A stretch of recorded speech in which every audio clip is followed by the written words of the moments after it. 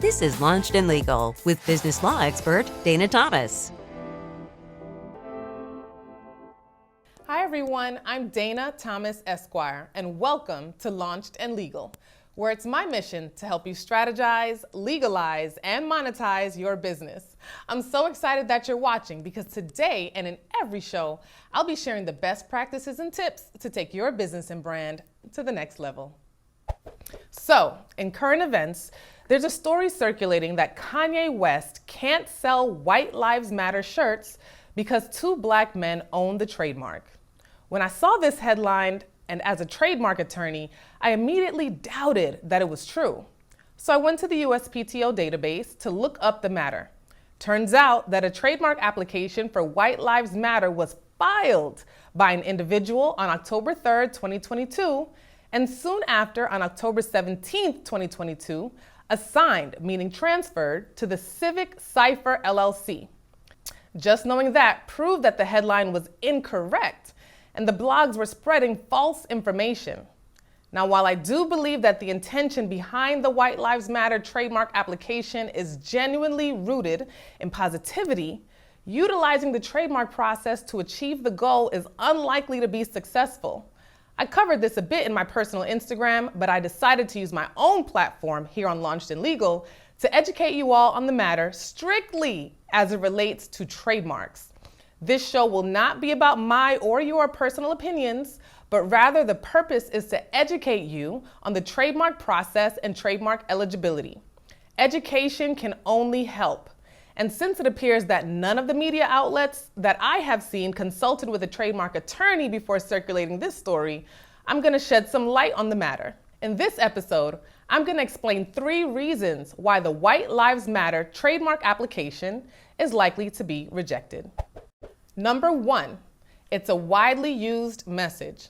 According to sections 1, 2, 3, and 45 of the Trademark Act, matter that merely conveys ordinary, familiar, or generally understood concepts or sentiments, as well as social, political, religious, or similar informational messages in common use, would not be perceived as indicating source and thus is not registrable.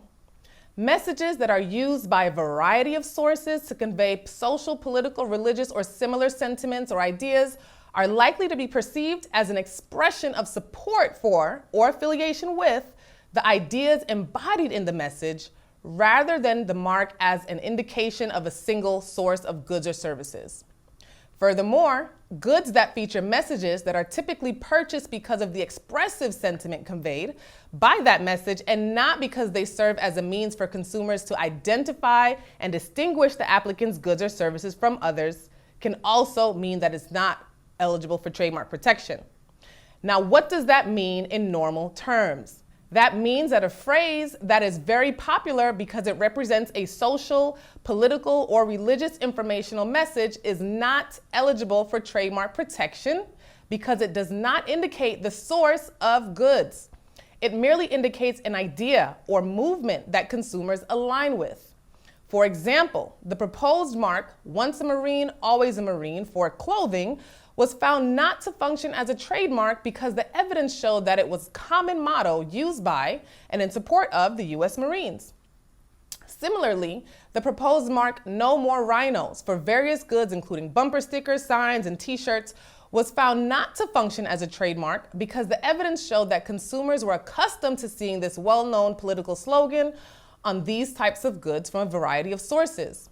Additionally, the proposed trademark for Team Jesus for clothing and religious, educational, and entertainment services was held not to function as a trademark because the evidence showed that due to the nature of the phrase, including it being on apparel from many sources, consumers would perceive the wording merely as a well-recognized message of Christian affiliation. It's very likely that the result will be the same with White Lives Matter. Whether we agree with it or not, the phrase White Lives Matter conveys a social and/or political message that's in common use. Because there's already widespread use of the phrase to identify support of certain ideas, it's unlikely that it identifies a single source, but rather identifies a message. Once this application is assigned to a trademark examiner, it's very likely that he or she will attach loads of evidence and screenshots to prove that White Lives Matter is a commonplace expression or informational slogan, just as they did when people tried to trademark Black Lives Matter. Here's a fact. There is no trademark registration just for the words Black Lives Matter. Please note that while many have applied for it, 0 have actually received trademark registration. And that's for the same reason why White Lives Matter is ineligible. Trademarks are used to identify the source of goods or services. And with such common use of the phrase White Lives Matter, it's unlikely that consumers will identify that phrase with just one source. Therefore, according to the Trademark Act, it should not be eligible for trademark registration. Reason number 2. The applicants have publicly admitted that they have no intention to use it. During an interview on CNN on or around November 4th, 2022, the applicants of the White Lives Matter trademark admitted that they have no real intention of using the mark. When asked by the interviewer, "What do you plan to do with the trademark of White Lives Matter?" the response was, "Well, at present, we plan to do nothing." According to Section 1B1 of the Trademark Act, an applicant may file a trademark or service mark application based on a bona fide intention to use a mark in commerce under circumstances showing good faith of such person. In addition, Section 45 of the Trademark Act states that use in commerce means a bona fide use of a mark in the ordinary course of trade and not merely to reserve a right in a mark.